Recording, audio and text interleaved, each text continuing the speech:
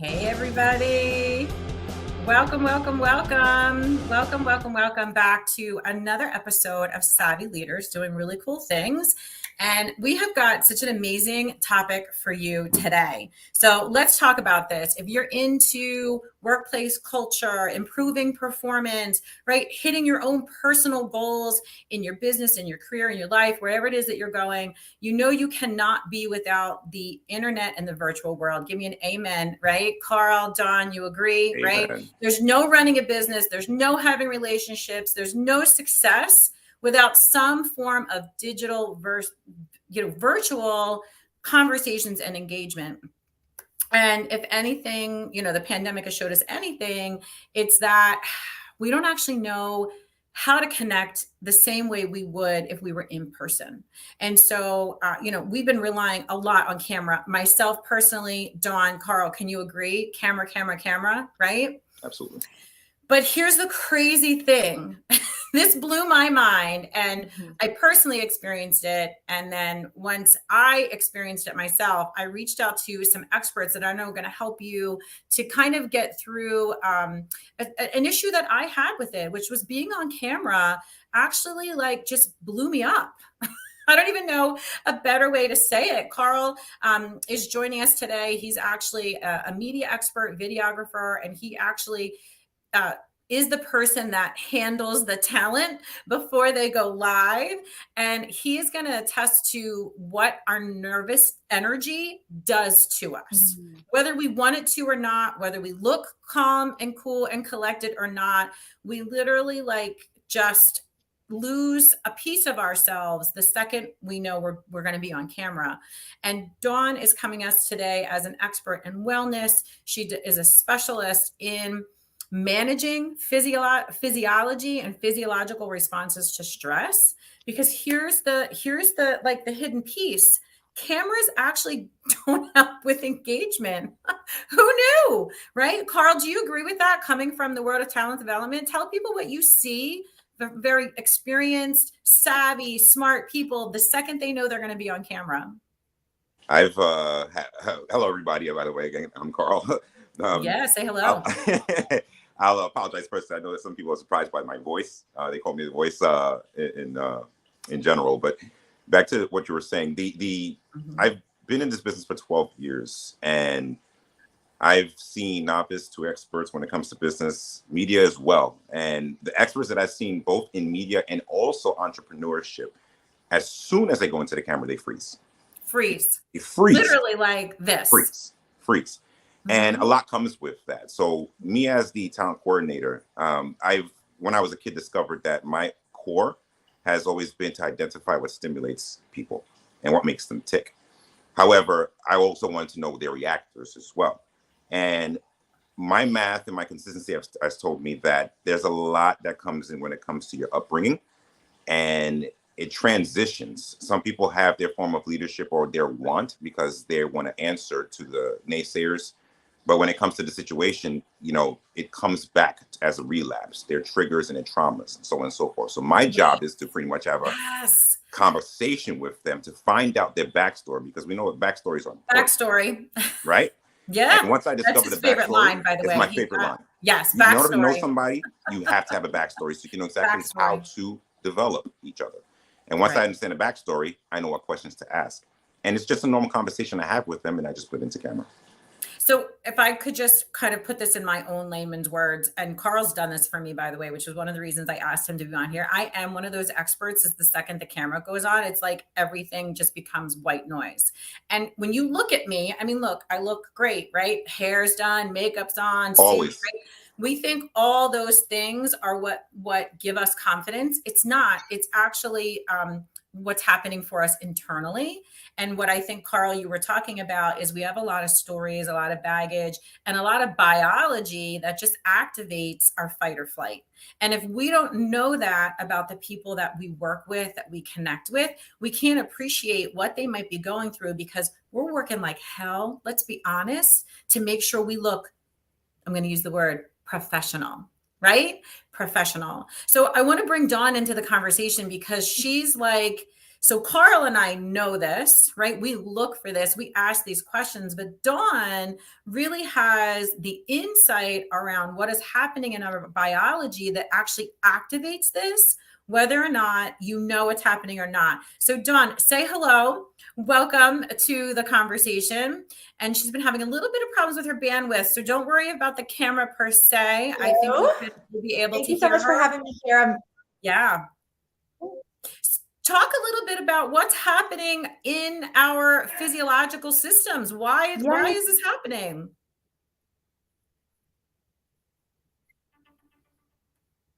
Yes, so I think it's really important to understand the nervous system. The nervous system controls how we think, how we feel, how we move. And as Carl mentioned, sometimes we have these unconscious triggers that happen. And for a lot of people, right, being on stage, right, or turning on that camera, going live to who knows how many people we're going to reach, right? Could be nobody, it could be something goes viral and all of a sudden now we're in front of thousands of people, right? So we often have these unconscious triggers. And a lot of times, if we understand our nervous system, how our nervous system's been conditioned, and we're able to map where our nervous system is at a particular time, then we're able to manage the energy, as you mentioned, Susan, right? Like the what's going on inside, so much more powerful than anything else in determining our result and our outcome. So I'd love to share a little bit more about the nervous system states. Yeah, And I'm going to bring in a couple of slides too, so you have a little visual to go along with it. Yes, thank you so much. So when I was trained in nervous system fitness through a company called NeuroFit, we learned about 3 primary states. So a lot of times we know the fight or flight. We know that the sympathetic nervous system, right? There's like, it's called the high energy primal state. So you see it in pink on the top graph. This is where we feel like there's so much energy. It's kind of the opposite almost of what Carl, you talked about with like that freeze or feeling like the camera's on and all of a sudden I go blank, right? Like I forgot everything that I was going to say, or my energy just kind of leaves my body. So the sympathetic would be like really, really high energy. There's so much going on inside, but you don't really feel like it's focused or productive, right?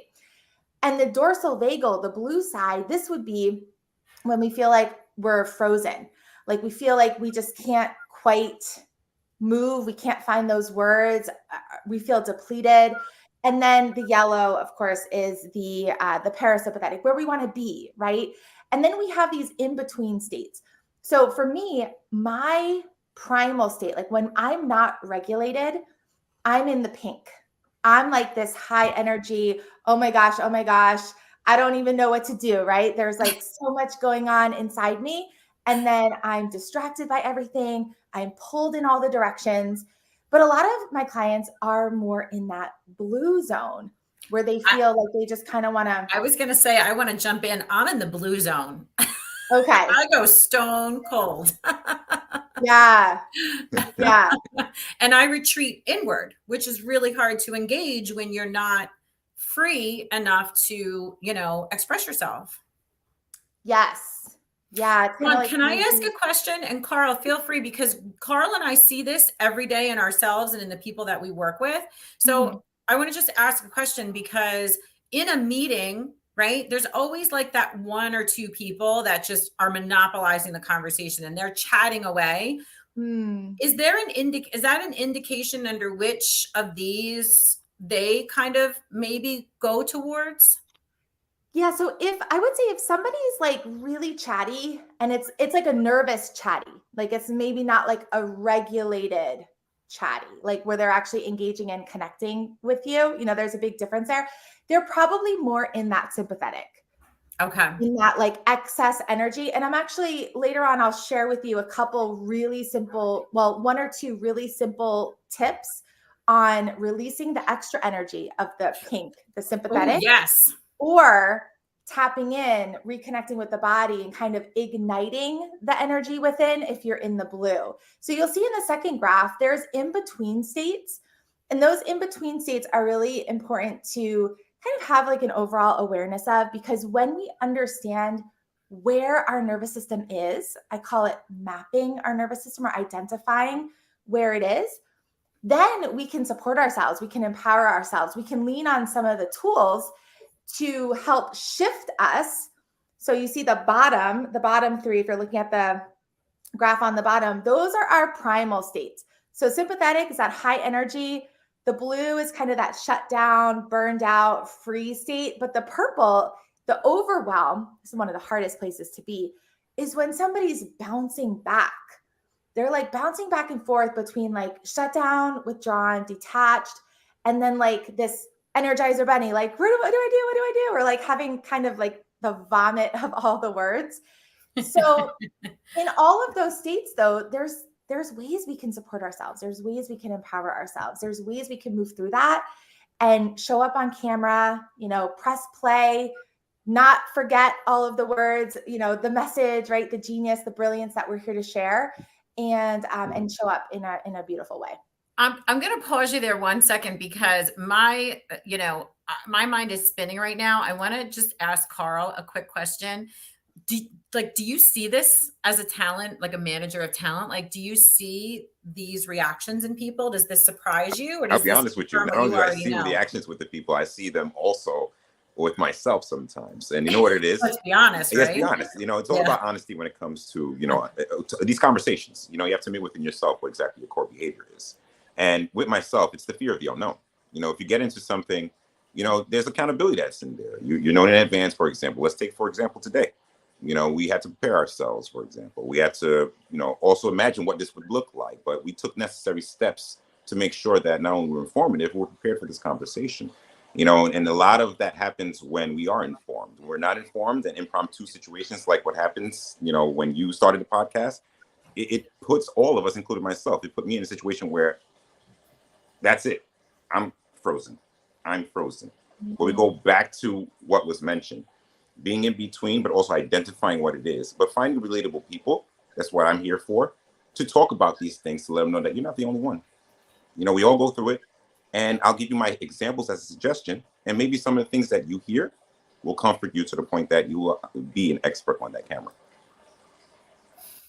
Yeah, I will say I started recording a podcast, and all it takes is about 2 to 3 episodes, right? I think, Carl, that was like the number we had. Episode 3 is always the mark. That you've seen.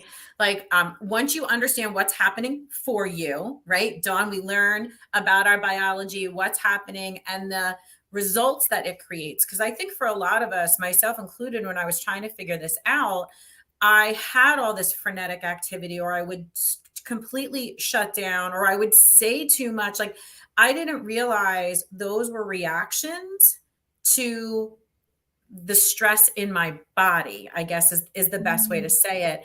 And once I started to understand that, which is what Carl would do for me, and what others do, and then you can start having some positive self conversations and things like that, and you just develop your muscles, right? Your muscle and your ability to not self-destruct. Like, you think you're literally going to self-destruct, because what I found interesting from an article from Harvard Business Review is that the second you turn on a camera, your body has no way of discriminating whether being watched is good or bad. It's just being watched. So even when it's nice people like us, right? Just the mere fact that I'm being watched will activate your biology. And if you're not fluent like Dawn is, and like Dawn teaches other people to be, in what happens for you, all these things are just happening. So I love how this is all coming together. Dawn, I want to send it back to you. Is there anything else on those charts you want to show us? I want to give you the opportunity to make sure that we've seen a little bit more of that. Yeah, I think we covered the charts, the graph. I want to go back real quick to what Carl mentioned about the fear of the unknown. Yes, and that's a brain-based response. Like, that's something that happens within all of us, that we can develop more courage, or more, I guess, what's the word? Like, we can access our courage more and more. Losing my mind. The more we do it, actually, the small wins over time allow us to develop that muscle of courage. But we all are afraid of the unknown. It's a brain-based thing. And so when we let the fear of the unknown stop us, then we're allowing ourselves to stay stuck, to stay small, to stay in our comfort zone. And we all know what happens there, right? Not too much. So I love what you said, Carl, about that. Because if we can expect the fear and we can start to develop more resilience in our nervous system, develop more resilience to bring us from, those lower states to the upper states, which allow us to access our playfulness, which allows us to access a place of stillness, a place of coherence, a place of regulation, right? Where then we can show up as our best self, and we can press play. We can let ourselves feel the feelings beforehand, but we don't have to let ourselves stay there, right? We don't have to give ourselves permission to skip the live today or skip the video today because we're not feeling it. No, let's do it, right? Let's do it scared and develop those small wins. Yeah. And if I could add something, actually. Please, Carl. Encouragement and positive reinforcement also is definitely another tool that I know helped me, when I was in situations where, we know this industry is very cutthroat, and you go to an area where nobody knows you, you're going to be in that state that was just mentioned. Dawn mentioned invest, and I've been through that, meeting made fun of, shut down, couldn't read right, so on and so forth. But when I met guys like Phil that are on our production team, PH Consulting Media, there was none of that. There was, no, don't worry, take your time, try again. You know what? I could be honest with you too, Carl. I also have a problem reading when I'm nervous. So this is what I did and the steps that I've taken. So relatability, again, is an aspect. But when you have a leader or a talent coordinator or anything like that, as long as you have that comfort, the comfort is really important, then episode 3 will be a perfection. Yeah. And we know each other. Honestly, I would tell you, I would have never gotten past episode 1. I probably would have never gotten to the podcast chair, but I met Phil, I met Carl, and they made it so easy to walk through the door. And I didn't know what they were doing, but now I understand they were literally calming my own response to stress. And we've already given out great tools, right? Encouragement, resilience, simply being willing to try again.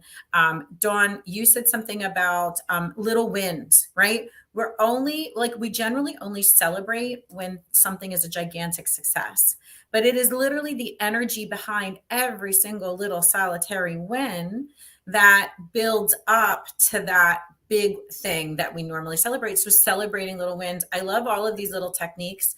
Dawn, I want to ask you, are there certain things that you teach or share with people around what can stop a response and help someone to get, I like to call that biohacking. I do things to biohack, and I teach people to biohack. I'm so curious to hear if there's anything that you could share, maybe 1 or 2 tips that would just literally stop it in the moment.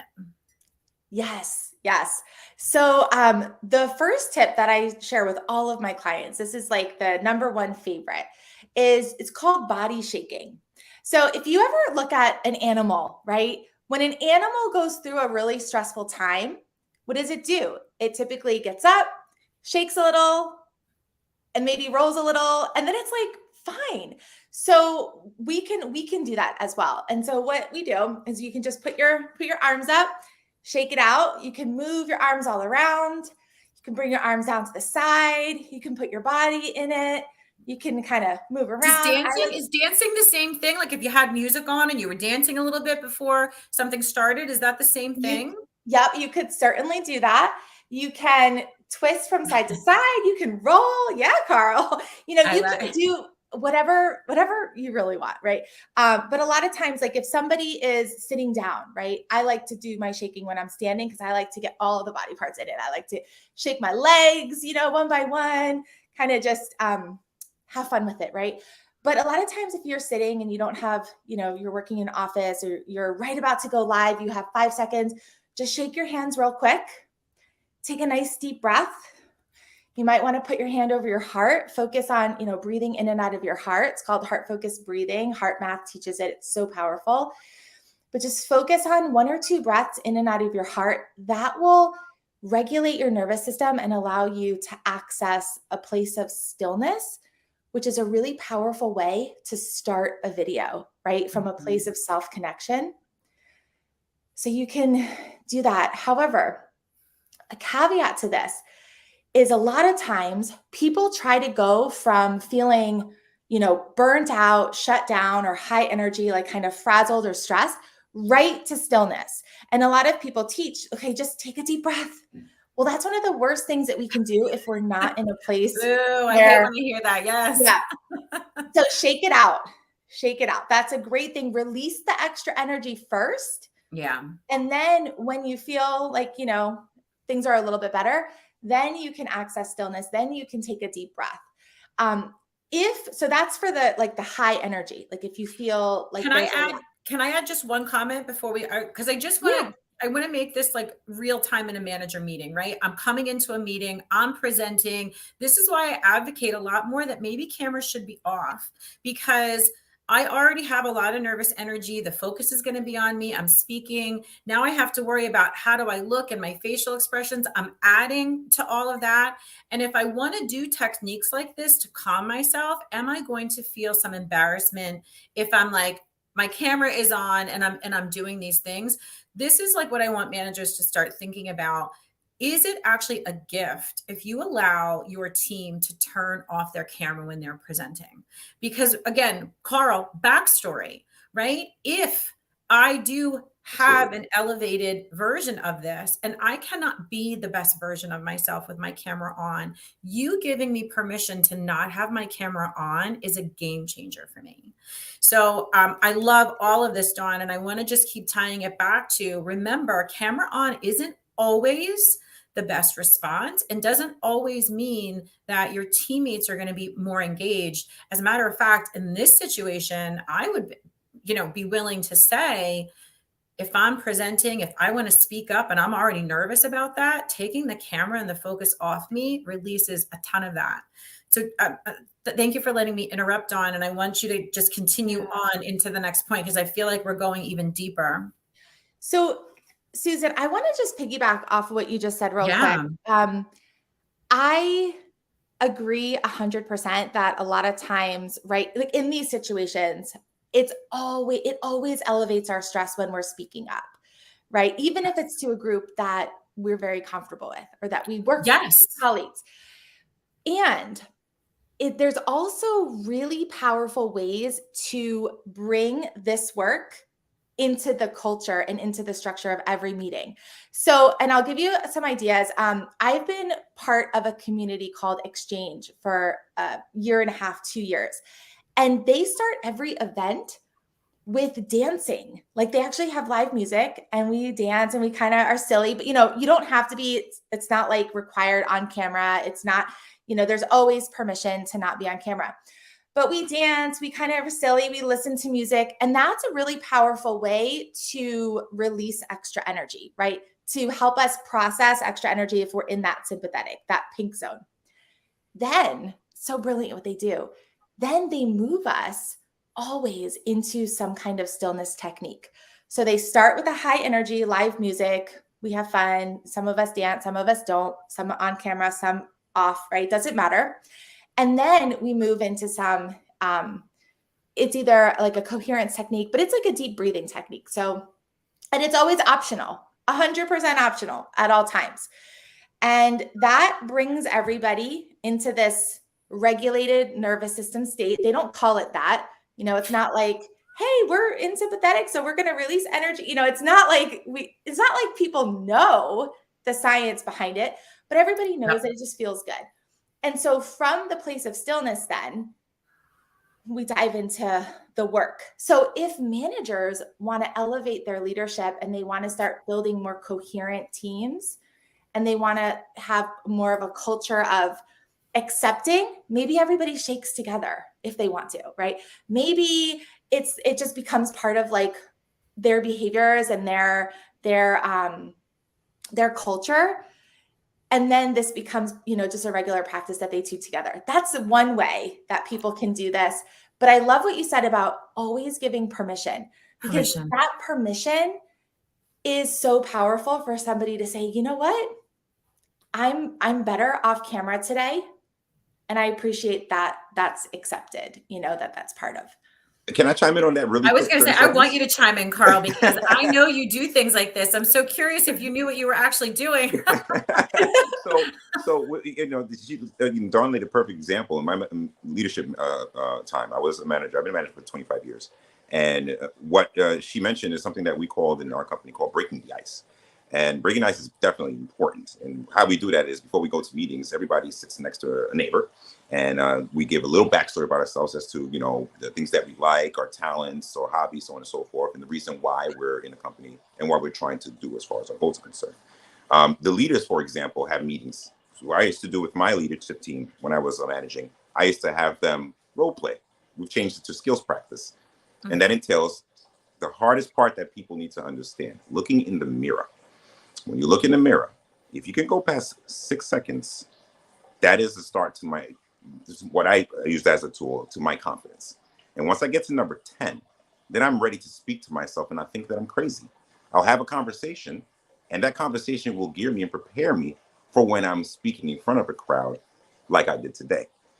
I had a conversation with myself in the mirror. Did you? Talk to myself. Yeah. Absolutely. I did the shakes that you mentioned, but I went further to admit that everybody talks to themselves. Some of them may think there's a judgment call with that, but there isn't. That's where you inform.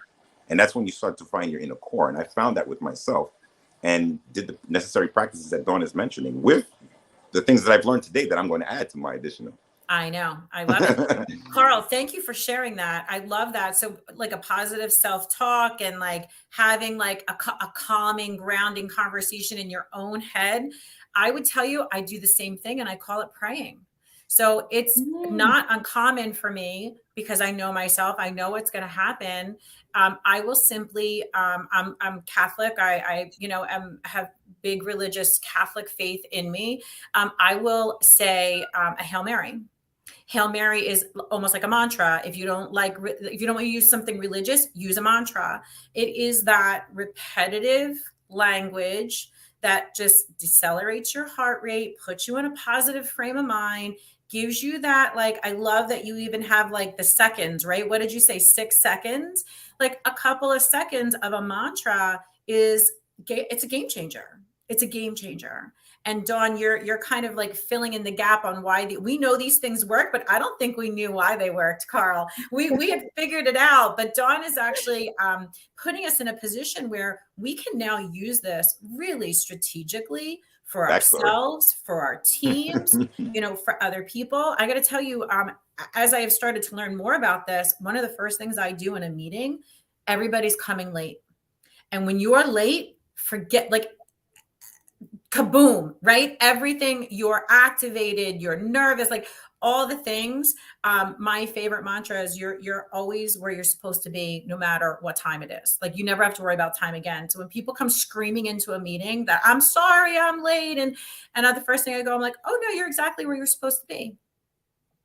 And they're like, I'm sorry, what? And I'm like, you're exactly where you're supposed to be. If you were supposed to be here sooner, you would have been. You never have to worry about being late with me.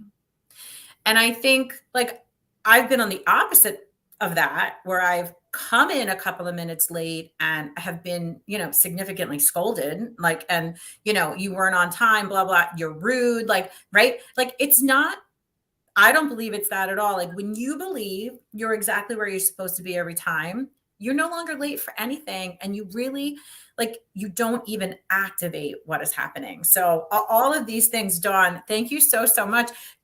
Is there a little bit more? We have a little bit of extra time. Anything else you want to share? I have one more tip. Perfect. Where if you're feeling like you're on the other side, so you don't have the excess energy, right, of the pink, the sympathetic. Mm-hmm. If you're feeling like you're shut down and you just can't, make that step or take that action, right? If you feel like you're in the blue zone, the dorsal vagal zone of being, kind of like burned out or shut down or detached, right? If you're in that place where you want to ignite your internal energy, one of the most powerful things that you can do is reconnect with your body. And that's the strategy. There's a lot of strategies for this one, but one of the ones that's the most popular one with my clients is something called body tapping. And basically, I like to start with my left hand, my left arm, and I just tap up the arm on the chest, And you can tap with both hands on the chest. Yeah, or you can cross them. Yep. And then you can go down your right arm. What is this? Tell me what this is. This is activating. Like if I need to be activated. Yes. What this really does is it reconnects you with your body, which is really important if you're in that blue, because it's almost like you're traumatized, almost like you're in a freeze trauma state. So then you can tap down the sides of your body, on your lower back, around your belly, and then you can go up and down your legs. Really, really powerful. You can spend as much time as you want doing this. You can also, some people don't like the tapping as much as like the squeezing. So the arm and leg squeezes. My kids love this. A squeeze? It's just like a squeeze. Does this go in alignment with like a weighted blanket? Like there's so much with the new weighted blankets. And is that all like part of just regulating? Yeah. Yes. Yep. Okay. Yeah. So you can do the squeezes. And the most important thing to think about is if you're feeling shut down, disconnected, number one thing, reconnect with your body. So it could be like the weighted blanket allows you to reconnect with your body. It gives you a sense of where your body is. Because a lot of times when you're in that freeze state, a lot of people will say they feel disconnected. They feel like they're over here, but their body's over here. And like, how do I get back into that connected place?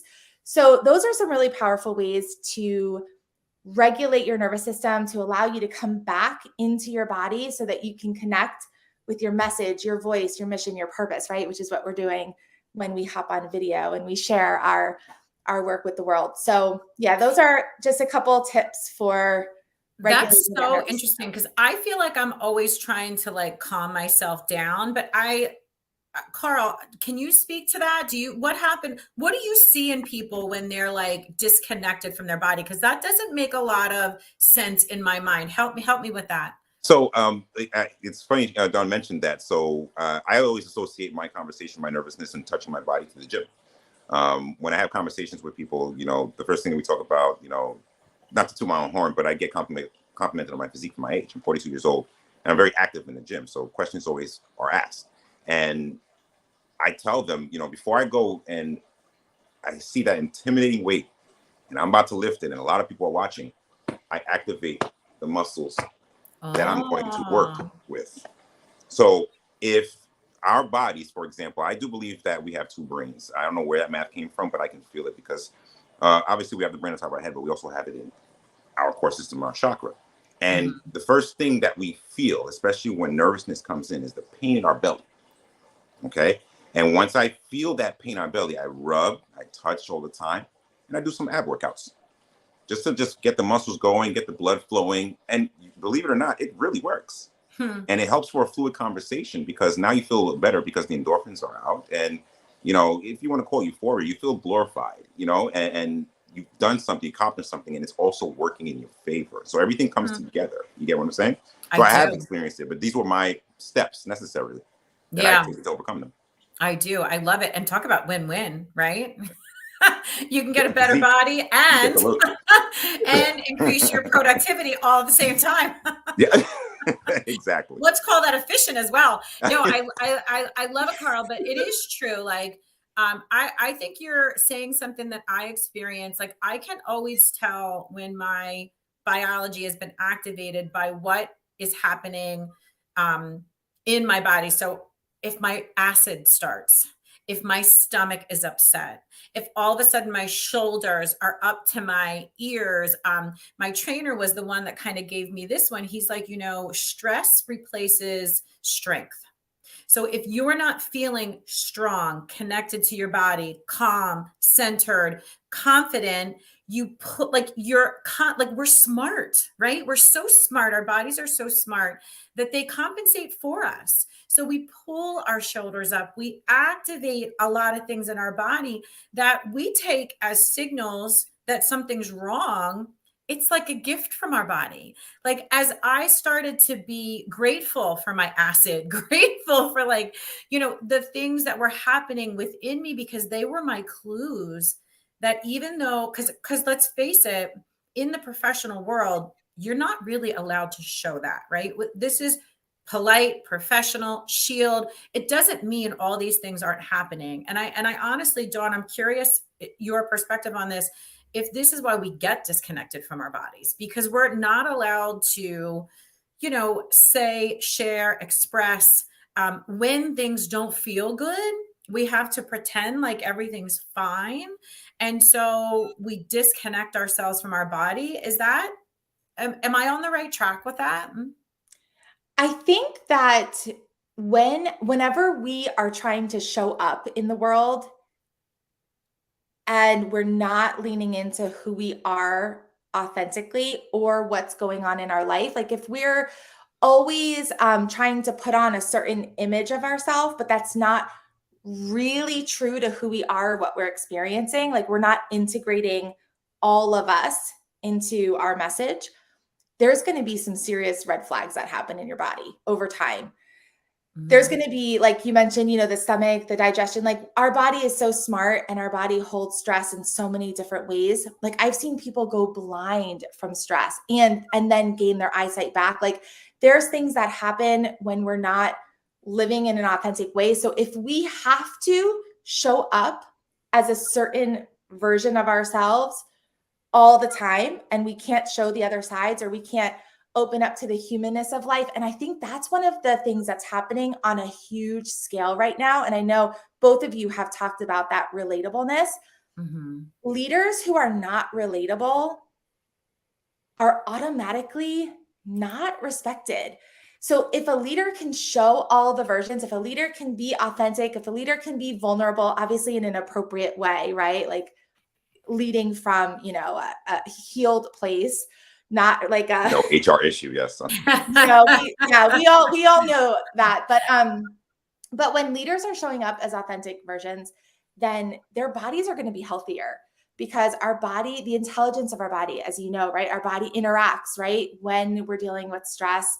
My kids know, like if they have a sore throat, one of my kids, her stress shows up as a sore throat. The other child, his stress shows up with digestion issues. They know how their stress shows up and they'll say, Mom, I'm stressed. Like I have a sore throat. I'm stressed. Like it's stress. And so our bodies are so incredibly intelligent. And when we are given permission to show up on camera, to show up at it, leading our teams in a way that is true for us. I think the word integrated leadership, that term is so powerful. Like that really is the wave of the future. Mm-hmm. Then we're so much healthier. Our biology, our physiology, the way that we're able to lead is so much more powerful. I am so in love with this conversation. We are wrapping up here at the end. I want to just give everyone, I want to ask actually one panel question, because I think this is really important. And I think I'm familiar with a couple of companies. I'm curious to know if you are, but technology is now like coming to the next level for us, right? Technology usually is what brings us along. So is there a favorite piece of technology that you turn to that helps to negate the need to be in a meeting situation? Is there anything that you're using at this point that, again, along the theme of not having cameras on so much, giving people a chance to de-stress, is there anything you're using that you find really successful and want to share? I'll begin. The power of video, that's hands down. I've learned expression is very important. Creative expression is extremely important. And for the voiceless, the video is going to be important, because we could have conversations and not know what the heck is going on or what the heck the person's talking about. But when you put it on video and you start seeing body language, those signals start to now signify or have significant meaning. So you're talking like recorded video, right? So like kind of pre-recorded video. Yeah. To the point that we actually go live. That's the popularity of TikTok. People, you watch videos for hour and hour again. They're not live generally. I mean, some are, but they're chance to be pre-recorded messages that people can interact with and connect with. Absolutely. It doesn't always need to be a live conversation video for you. When you get to the point where you're live, however, then you've already overcome the necessary steps of practice. That is true. You get what I'm saying? We're here Yeah. live now. We've done a lot of recordings prior to that. And that's why this conversation is very cool. And, you know, like for me tonight, like I have, you know, I have recordings happening tonight. And what that allows me to do is make as many as mistakes as I want.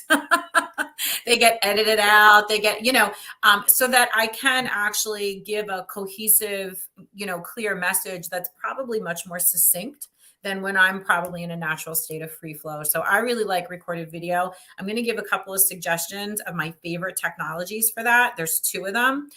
Loom makes that unbelievably easy. I just did it last night. Somebody needed to see what was in my house. I recorded a Loom video. I sent it to them. They watched it. We never had to have a phone conversation about that. It was 30 seconds, exactly what we needed. Loom is one of my favorites. And I also want to give a shout out to TechSmith and their Snagit products. So couldn't make it any easier to screen record your computer and share it any way, shape, or form.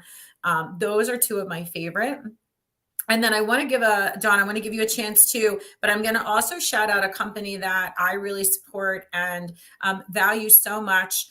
It's called Town Hall, and they are making it possible for employers and employees to understand how active and engaged they are in a meeting without relying on open camera. So I think they're revolutionary. I enjoy them so much. I've invited them on other panels with me, but what a gift to give people a break from the continuous video meeting and still feel confident that people are engaged, that they're showing up, that they're getting like all the things we want from, you know, leaders, just the trust that kind of technology is bringing into the workplace. Hands down, something to look for. And Dawn, I'll give you the last word. Anything else that you're using or seeing? Yeah. So one of the ways I love to capture ideas, like brainstorming, especially if I'm facilitating a group, is Padlet. So something I learned as a teacher, and it's really great, and it's free, and it's something that's really easy to just pop a link in, and people can go to the link and put their ideas up, and you can kind of pull themes and things like that. And then the other one that I also really like for facilitating groups, especially online, is Mentimeter. And that's good too. Yeah, that's a powerful one. And a huge shout out to Session Lab, because I use Session Lab for all my facilitation needs. And it's a really great way to share design agendas with, you know, leaders and teams beforehand, to collaborate back and forth. It's great. So those are my 3 that I can think of off the top of my head that I use all the time. I love it. I love it. Well, listen, I cannot thank you enough for both Dawn sharing like so much insight. I mean, Carl, is your mind blown around those charts? I feel like I want to show them one more time. I actually am going to be looking at these charts like, after this conversation. I'm looking yeah, at I mean, gosh, just knowing this is a game changer. And then understanding like yourself being able to be a savvy leader and understand where your people are. Carl, for you, like managing talent, like talk about insight into helping people really to achieve their next level. And then all the great technology resources and just the simple techniques around being able to show up and be comfortable, be valued, be seen, be heard. I mean, all of those things are exactly what creates the performance that we're looking for. Notice we didn't talk a single thing about strategy and technique. I feel like, you know, we spend all our time trying to be smart and have the right. But what we really need to do is get savvy, right? That's why I call it the Savvy Leadership Series, because it's these simple little tweaks that literally make massive, massive changes. Like Dawn saying you've seen people go blind and come back from blindness because of stress. I mean, that's out of this world, So thank you for being on the show. Any parting words from anybody?